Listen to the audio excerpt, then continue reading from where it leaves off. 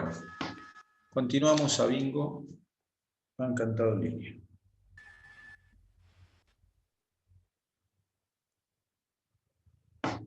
Bueno, volvemos a donde estábamos.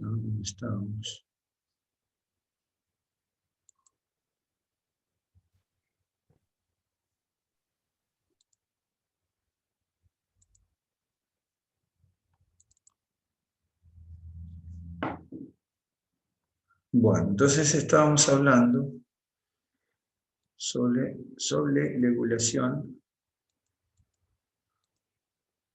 de corto plazo. Apetito, saciedad. Bueno, ya habíamos mencionado algunas circunstancias que pueden modular a corto plazo la saciedad.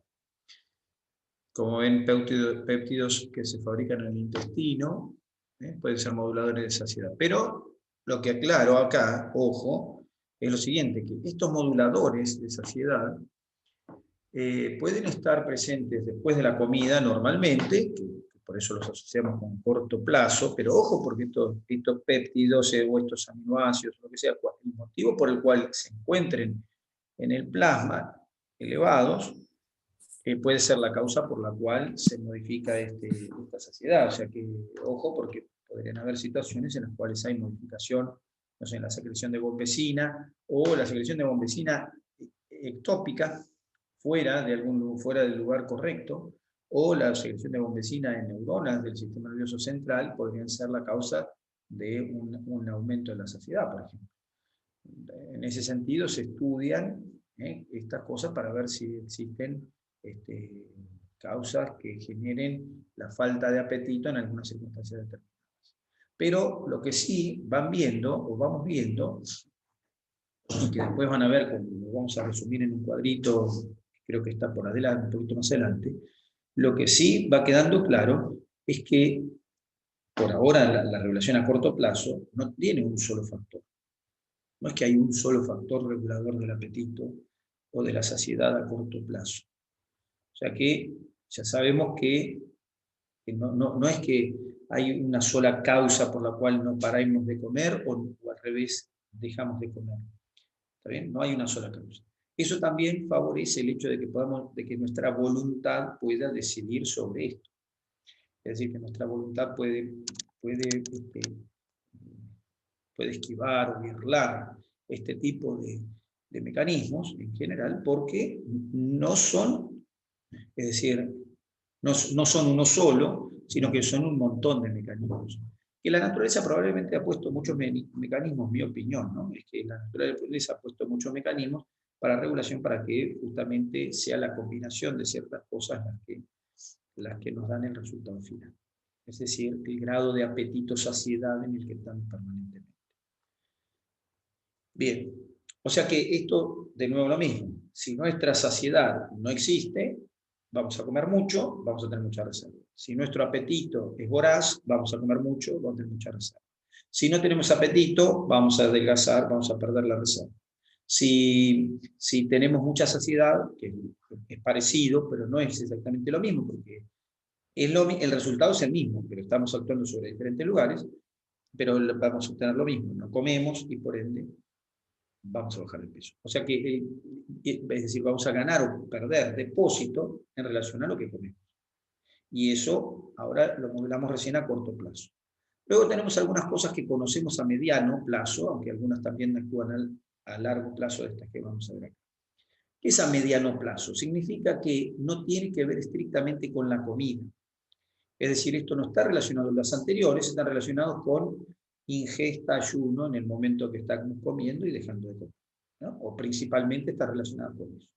Es decir, mecanismos que tienen que ver con el ahora. Esto no tiene que ver necesariamente con el mecanismo del ya, sino con los niveles que se van manteniendo en sangre de estas moléculas.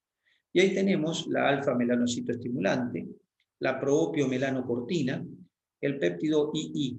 Pero el péptido II, en realidad, está bien, ahí dice 1,36 y 3,36, porque en realidad el péptido II en realidad no es un solo péptido, sino que hay varios péptidos II. Y ahí dice los que son, pero no importa eso. Pero sí, el péptido I es como el péptido, neuropéptido I, que se llama péptido en vez de neuropéptido, y se llama II en vez de llamarse I solo. ¿Ven? Este es el péptido, y es lo mismo, es una cadena de aminoácidos un poquito más larga, perdón, sí, es un poquito más larga que el neuropéptido I. Es un péptido que no solo lo fabrica, lo puede fabricar en algunas áreas del sistema nervioso, pero el péptido I, además del sistema nervioso, en el hipotálamo, se puede fabricar también en el tubo digestivo. Bueno, luego tenemos la alfa-melanocito estimulante. La melanocito estimulante es una molécula que nosotros sabemos que es un estimulante de los melanocitos y que tiene que ver con la producción de melanina. Sin embargo, la melanocito estimulante también tiene actividad sobre los centros de la saciedad. ¿Está bien? Y estimula en forma positiva el centro de la saciedad, reduciendo el deseo de ingerir alimentos. Lo mismo pasa con el péptido I. Y la proopiomelanocortina es una molécula que se fabrica en el hipotálamo específicamente,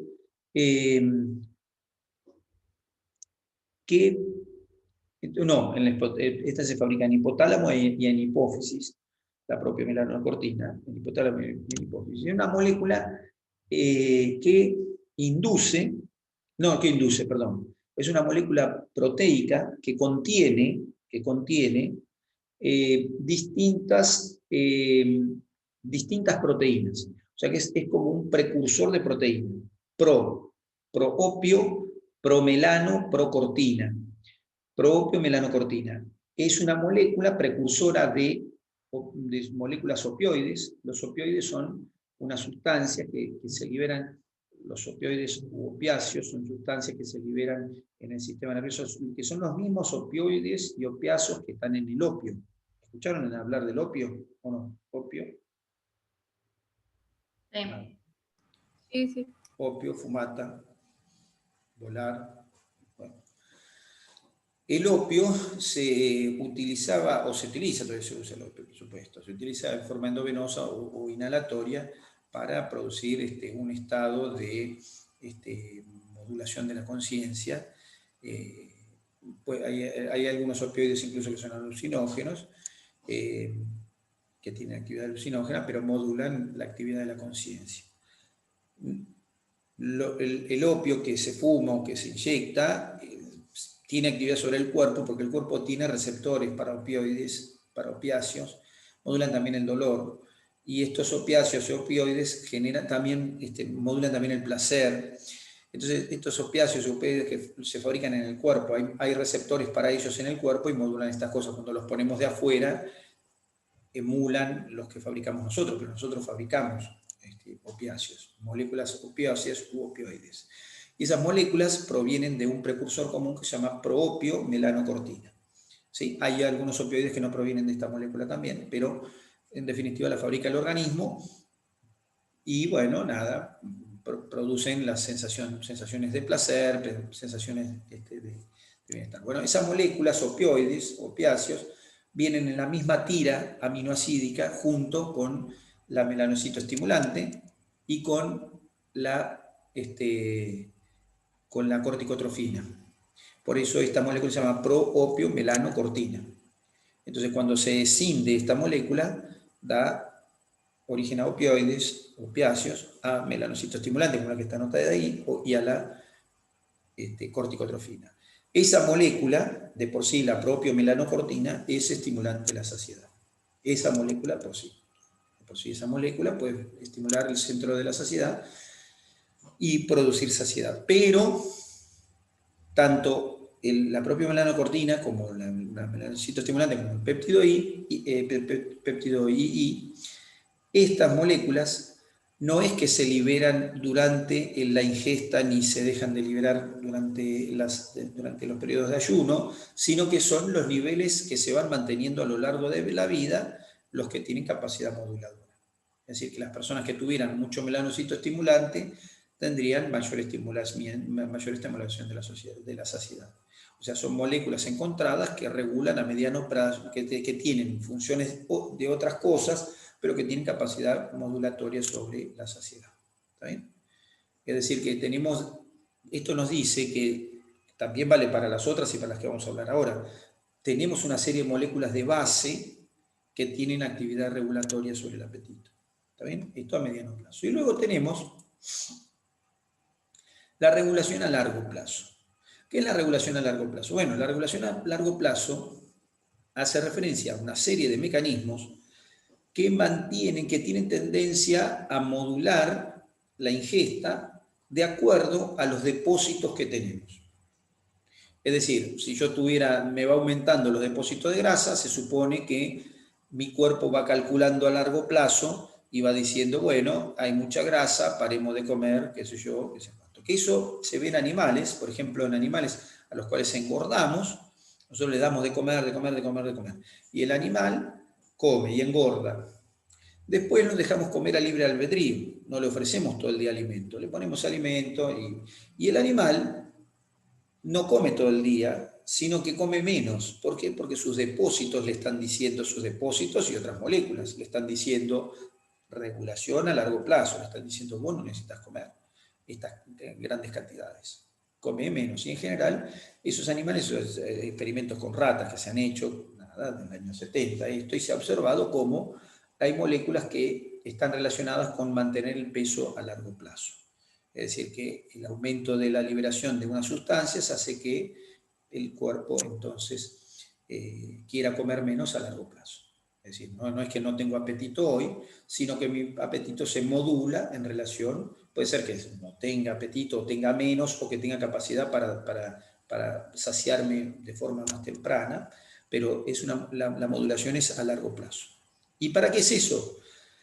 Bueno, es para mantener el peso corporal, pero no por una cuestión de estética. Es para mantener el peso corporal para que un animal, como el humano o cualquier otro animal, mantenga su estado físico permanentemente, para que no tenga que venir la mamá a decirle al perro, deja de comer porque mira cómo está el peso que tenés. Entonces el perro deja de comer porque si no deja de comer, después no va a poder correr para buscar su alimento, no va a poder caminar para buscar su alimento, no va a poder buscar una pareja sexual para procrear. Bueno, entonces la naturaleza dice, bueno, tenemos a largo plazo, pero también por otro lado permite que para los periodos de hambruna tengamos la capacidad de guardar. Entonces tenemos periodo de hambruna, viene el invierno, no hay comida, entonces vamos a comer ahora y guardamos. ¿Hasta cuándo como para guardar? Bueno, estas moléculas tienen que ver un poco con eso, con cómo el mecanismo del ropero de guardado lo podemos modular por lo menos parcialmente. ¿Está bien? No tenemos la respuesta total de todo esto, pero como vamos viendo ahora sumamos otras moléculas que son ahora para largo plazo, que se mezclan en el sentido que están, o se combinan, con las de corto plazo y las de mediano plazo, porque no es que es otro organismo que tiene estas moléculas, tienen estas moléculas los organismos y bueno, hay que mezclar todo. Bueno, entonces tenemos, respecto de ingesta a largo plazo, tenemos señales periféricas de adiposidad, tenemos péptidos y tenemos neurotransmisores centrales, que actúan sobre el balance energético general, modulando los centros de apetito y saciedad. ¿Está bien? Es decir, modulan de acuerdo a la energía que tiene el cuerpo, que eso tiene que ver con la cantidad de grasa que tenga el cuerpo, modulan entonces las cosas. Que, por cierto, si hay errores, hay problemas con esto. Es decir, si las moléculas, si el organismo interpreta que el balance energético es bueno, por ahí no comemos, o por ahí si interpreta que es bueno, comemos de más. Es decir, bueno, pero en definitiva lo que se modula acá es un balance a largo plazo. El balance energía producida por lo que comemos, energía gastada por lo que utilizamos, a largo plazo. Bien, entonces respecto de esto tengo señales de adiposidad.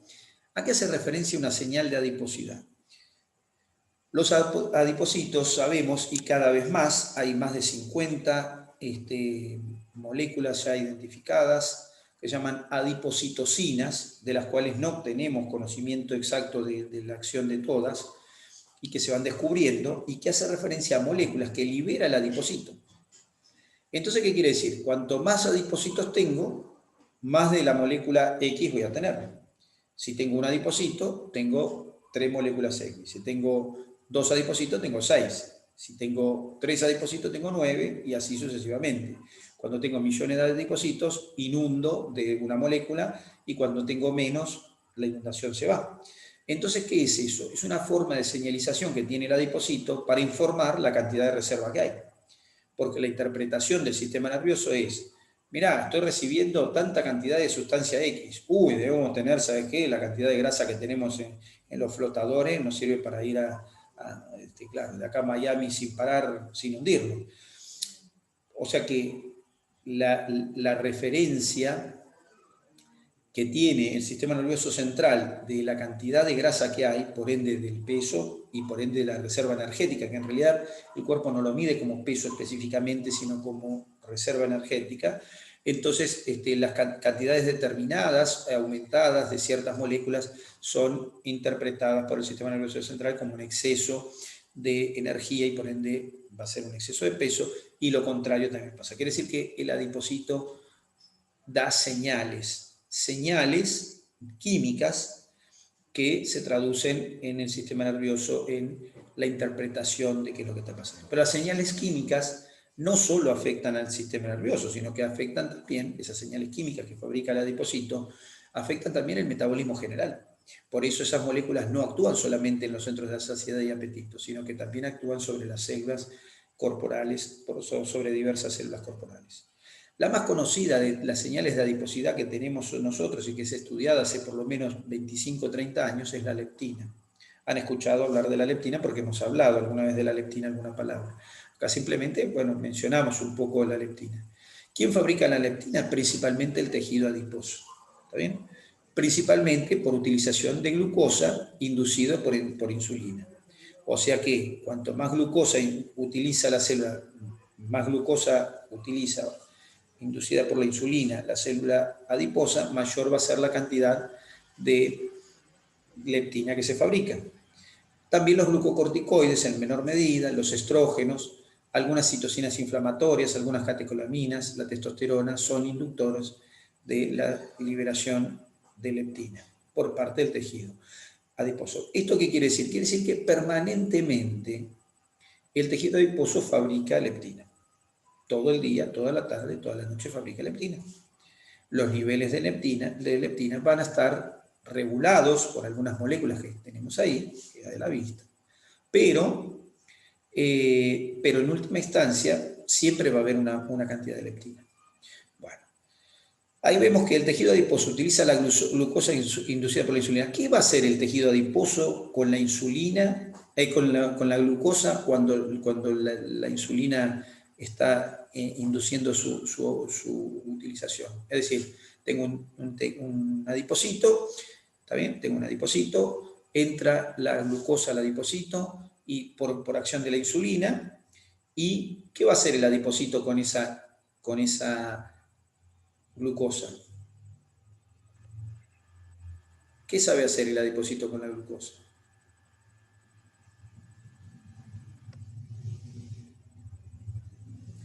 Puede hacer ciclo de Krebs, puede mandarla a ciclo de Krebs, glucólisis, puede hacer glucólisis, pero tiene la opción de sintetizar, por un lado, ácidos grasos, y por otro lado, la misma energía sirve para fabricar, a partir de ácidos grasos y glicerol, fabricar triglicéridos. Por último, entonces tengo que, fíjense cómo es la cosa, tengo tejido adiposo, tengo alimento y tengo insulina.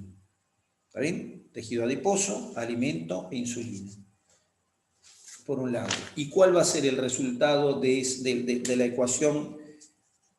Insulina más glucosa en el tejido adiposo. El resultado inicial de esta ecuación es obtención de energía, pero si hay exceso de glucosa, ¿qué va a pasar?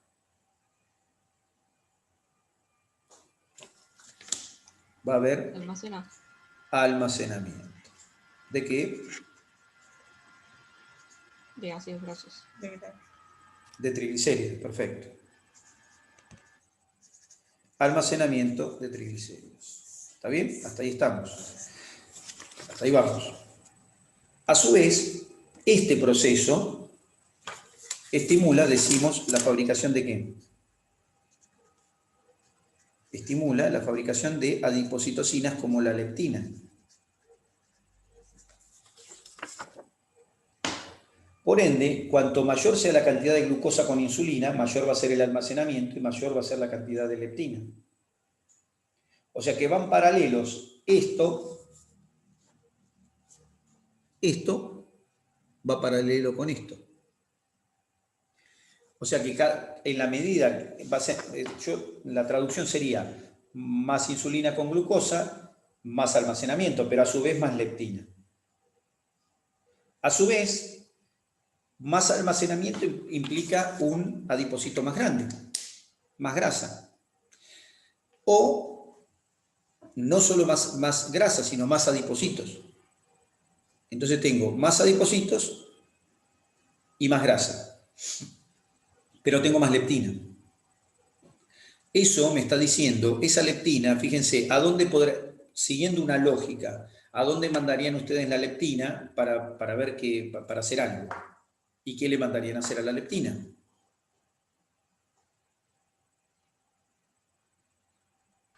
¿Dónde podríamos mandar a la leptina? Al hipotálamo para enviar señales de que...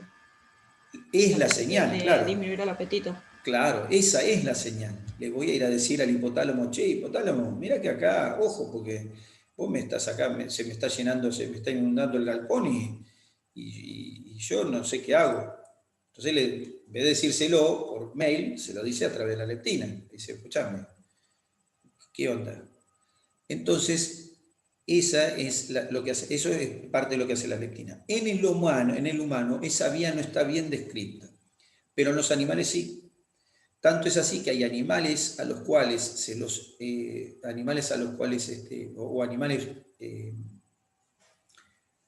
iba a decir fabricados, pero no es la palabra fabricado, la palabra es animales obtenidos por recombinación genética, a los cuales se les saca el gen que produce, se llama el geno B, se les saca el gen que produce leptina. ¿Y qué pasa con estos animales? No producen leptina y entonces... No dejan de comer. No dejan de comer, porque una de las señales importantes en esos animales, en las ratas principalmente, entonces una de las señales importantes que les tiene que decir que no coman a largo plazo, no lo dice, y entonces seguimos comiendo de sobra. Y por otro lado se ha visto que suministrando leptina también se obtienen niveles de saciedad a largo plazo. A largo plazo. En el humano eso no ha sucedido, no se ha comprobado específicamente, pero sí otras funciones de la leptina que tienen que ver, como en las ratas, con otras cosas más. La leptina, entonces, ¿qué va a hacer? La leptina, por supuesto, estimula la saciedad, pero a su vez hace cosas que tienen que ver con el consumo. ¿Se entiende? O sea, la leptina tendría que avisar, che, no manden más comida, porque acá nosotros tenemos un almacén, pero el almacén se está llenando. Pero además de eso, va y le dice a otros órganos, bueno muchachos, vamos a usar cosas porque ahora tenemos que gastar. Hay para gastar, usen lo que quieran. Y entonces hace cosas como estimular el eje hipotálamo hipofisario adrenal, HHA, con la fabricación de ¿qué? Hipotálamo hipofisario adrenal. ¿Qué vamos a terminar fabricando?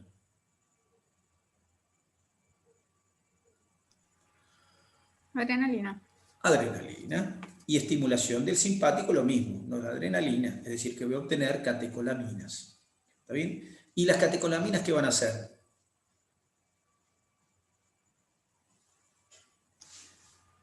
Generan otra vez hambre.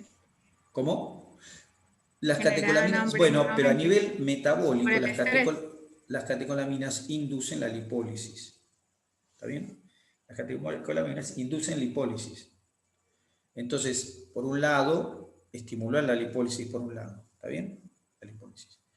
La lipólisis en todo el organismo, porque hay que deshacerse de la grasa. Al tejido adiposo le importa que está llenándose y que necesita deshacerse de la grasa. ¿Está bien?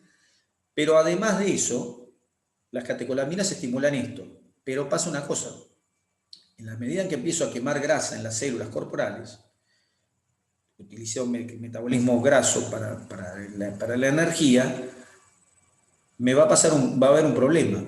Las vías metabólicas de los glúcidos van a estar disminuidas, porque yo tengo una célula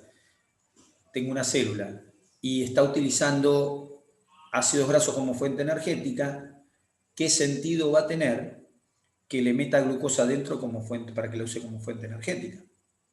Ninguno. ¿Y qué le pasa a las células cuando las induzco a que utilicen metabolismo lipídico con respecto a la insulina? Acá en este caso, en realidad induce a la utilización de la glucosa y de los ácidos grasos, pero cuando empiezo a usar mucho ácido graso como fuente energética, las células automáticamente empiezan a hacer algo respecto de la insulina. ¿Qué hace la célula cuando tiene mucha energía con la insulina, respecto a la insulina? Hace un mecanismo que se llama down regulation. ¿Y down regulation para qué? ¿De qué? Regulación en menos. ¿De qué? Pone en la cubierta celular menor cantidad de receptores para insulina. ¿Se entiende? Entonces tengo una célula X estimulada por la cantidad, tengo una célula determinada. Vamos a poner una célula acá. Célula muscular. Entonces tengo una célula muscular. La célula muscular estimulada por catecolaminas.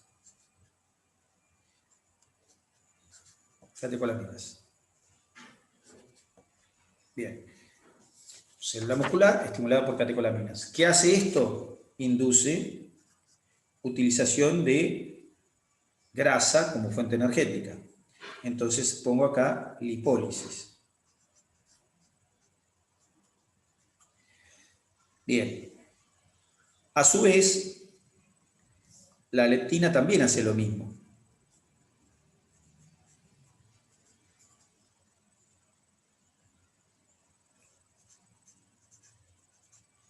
La leptina también estimula la lipólisis y la beta-oxidación. ¿Esto que me produce? Alta energía.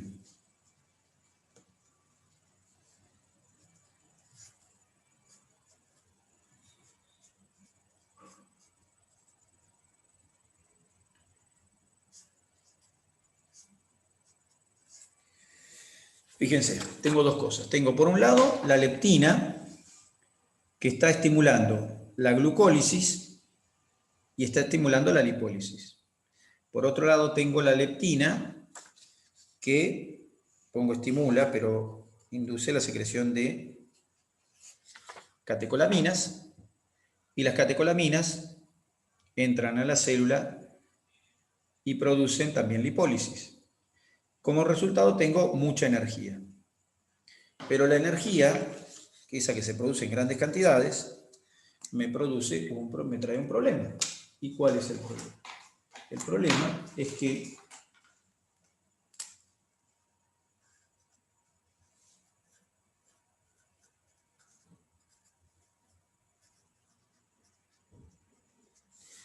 regulación en menos, ¿de qué? De receptores para insulina.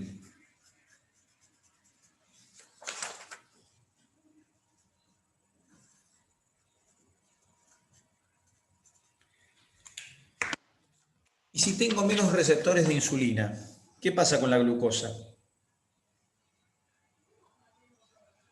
No puede entrar a la célula. Y entonces Aumento de glucosa. Aumento en sangre. se acumula en sangre. Y si se acumula en sangre, ¿qué hace con las células beta la insulina?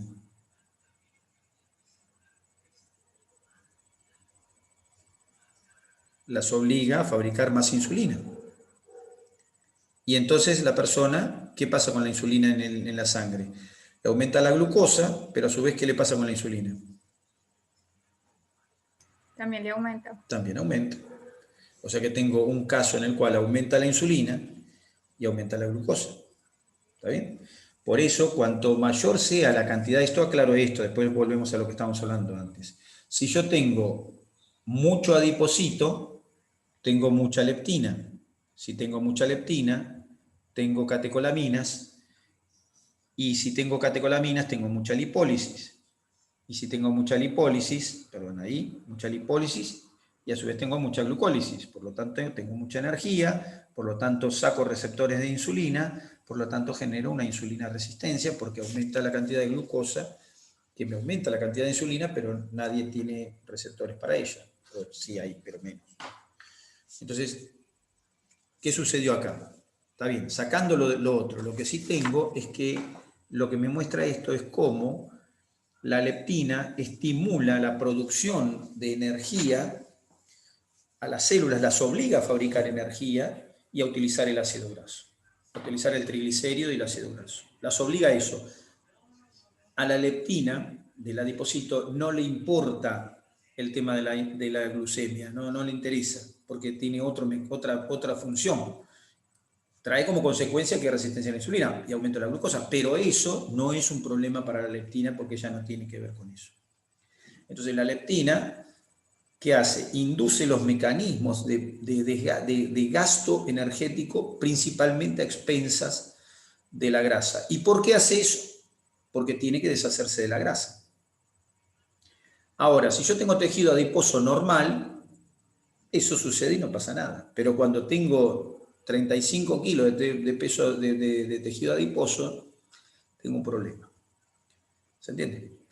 No puedo utilizar la glucosa de forma adecuada y además llega un punto en que nada, no hay manera de que las células ocupen lo que tienen que ocupar. Pero bueno, ahí tengo entonces el caso de lo que sucede con el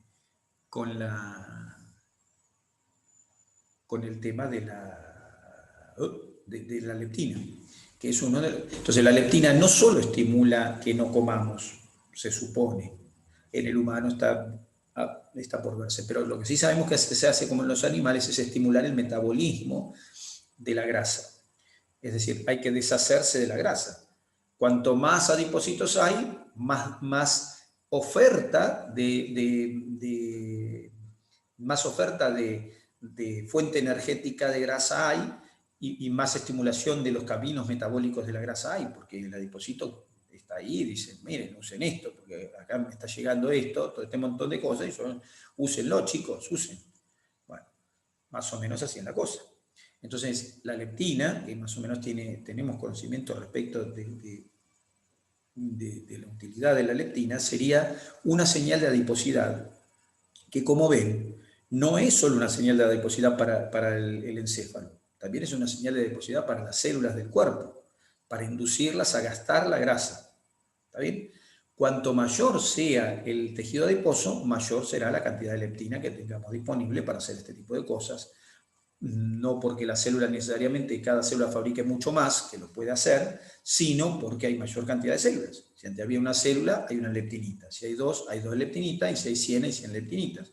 Bueno, conclusión, esto es uno de los mecanismos que tiene que ver con la producción de insulinoresistencia, que después vamos a hablar de insulinoresistencia, no hoy, pero vamos a hablar, y la leptina es uno de los mecanismos que intervienen en esto.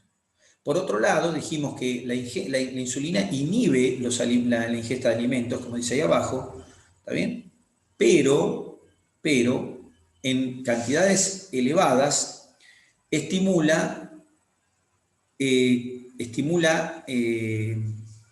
puede estimular el apetito. Eso habíamos dicho hace un ratito, ¿está bien? ¿Y qué pasa con la insulina? Inhibe los alimentos, pero ojo, porque el estimula TRH no es eso, esa parte.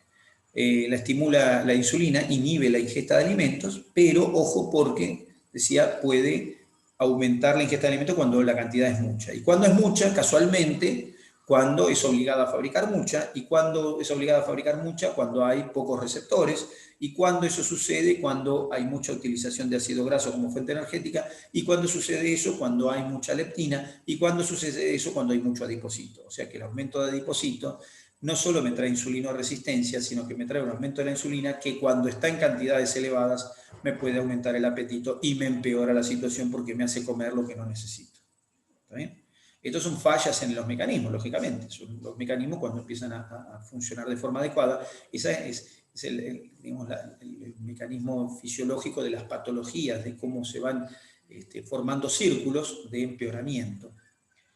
¿Cómo se puede hacer para cortar ese círculo? Por supuesto, reduciendo la ingesta de alimentos. Reduciéndola, no esperando a que el cuerpo reduzca la ingesta porque lo sabe hacer, sino porque sabemos que puede ser dañino. Entonces bajamos de peso, disminuimos la cantidad de adipocitos, disminuimos la cantidad de señales de adiposidad, disminuimos la cantidad de insulina y entonces todo vuelve a la normalidad. ¿Está bien? La insulina es capaz de estimular el orexígeno GABA y estimular la TRH. ¿Está bien? La TRH, que es la tiroliberina. Moléculas y hormona concentradora de melanocitos, perdón, moléculas estas tres que también son inductoras de apetito. Bien, en menor medida, por eso están puestas ahí abajo. Pero, bueno, conclusión, tenemos que existen señales de adiposidad. Así como está la leptina, hay otras más. Hay varias adipocitocinas, hay varias que tienen que ver con muchas cosas, pero esta es una. Por eso se dice, como estas son moléculas que son de tipo, trabajan como citocinas, por eso se llaman adipocitocinas. Y las citocinas, nosotros ya sabemos que son moléculas de los procesos. ¿De qué procesos son las? Si yo digo citocinas, ¿con qué proceso lo tengo que asociar? De lo que estudiamos. Citocinas. Con procesos inflamatorios. Con la inflamación, son moléculas de la inflamación. Por eso se dice que el adipocito, que está fabricando gran cantidad de adipocitocinas, están generando y está dentro de un estado inflamatorio. Habrán escuchado las teorías acerca de, ahora después vamos a mencionar, bueno, hoy no porque ya faltan unos minutos, pero vamos a mencionar algo de tejido adiposo relacionado con inflamación, pero ahí ya pueden entender cómo estado inflamatorio no es que el adipocito, nada, el adipocito está fabricando citocinas está fabricando citocinas como si fuera que está en el medio de una inflamación a otra célula y la obligan a fabricar citocinas. Bueno, le pasa lo mismo. Y está fabricando citocinas. ¿Qué la obliga a fabricar las citocinas? Las mismas, las catecolaminas, por ejemplo, que se van liberando, el propio metabolismo del tejido graso. El propio metabolismo del tejido graso puede inducir el aumento de citocinas, pero todas esas citocinas pertenecen a un estado proinflamatorio, pero además son señales de adiposidad. Entonces, ¿qué son las señales de adiposidad? Son justamente moléculas señalizadoras, moléculas de señalización que fabrica el adipocito. Y que cuando hay mucho adipocito, hay muchas de unas moléculas. Y cuando hay poco, hay pocas de esas moléculas. Entonces el adipocito puede informar permanentemente. ¿Esas moléculas tienen actividad sobre los centros de saciedad y apetito? Sí, pero también sobre otras células. ¿Está bien? Entonces nuestro cuerpo tiene mecanismos para informar. La célula del músculo sabe que hay exceso de energía, pero no necesariamente porque viene a decírselo una neurona o una carta de nada, sino porque está recibiendo estímulos para utilización de la grasa y para incorporación de la grasa. ¿Está bien? Bien. Señales de adiposidad como para entender que hay señales de adiposidad. El adipocito fabrica señales. Después por ahí les decía, vamos a hablar una palabrita de eso, ¿no? Que para conocer eso, para conocer y por qué conocer, porque seguramente han escuchado hablar que la inflamación que la obesidad es un estado inflamatorio o proinflamatorio. ¿Okay? Y tiene que ver con estas cosas, no tiene que ver con nada. Y en parte hay algo de realidad en eso, por supuesto. Luego tenemos como mediadores a largo, eso eran las señales de adiposidad con un ejemplo de señal de adiposidad. Luego tenemos como modulador del apetito a largo plazo algunos neuropéptidos, orexígenos. ¿Orexígeno qué será? ¿Anorexígeno qué es? Que inhiben el apetito. Anorexígenos. Exacto, anorexígeno que inhibe el apetito y orexígeno que lo estimula. Entonces ahí tenemos una serie de moléculas, ¿no es cierto?, que estimulan